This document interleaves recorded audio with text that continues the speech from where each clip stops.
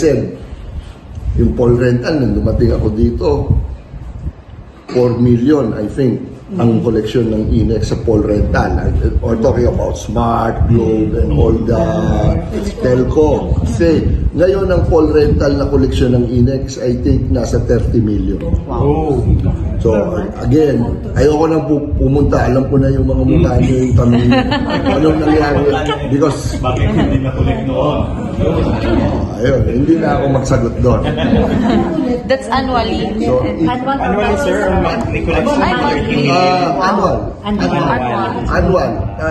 Merong poste ang INEC mga 10,000 something. I don't have the exact number. Lahat yan, yung mga telco, nakakonect dyan, 35 pesos per poste.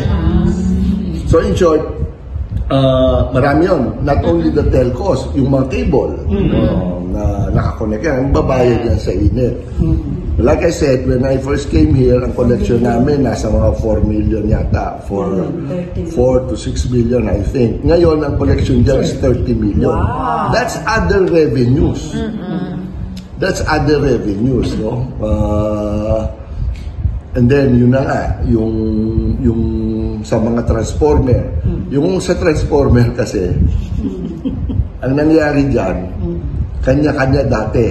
Again, kanya-kanya dati. I really have to say this. Di ba? Yan yung kinorek ko, kanya-kanya dati, nag-aaway-aaway sila dahil lahat sila gustong kumita dahil sila ang nagbenta ng transformer. Hindi na yan. Ngayon, si INEC. Kung may kikita, si INEC ang kikita. Because kailangan yan, because gagamitin ni INEC, yun na nga, dahil nga, kaya nga, 25 million, isang sabihan lang, we have 25 million bili ng sasakyan. Kulang pa. And then, marami pa tayong mga bibilin. Para nga, to improve the services. It's all services. No? Of course, syempre, moral din ng mga tao sa INEC. Yung moral din nila, ngayon kanina, hinihimas-himas ng mga lineman yung sasakyan, di ba? Parang,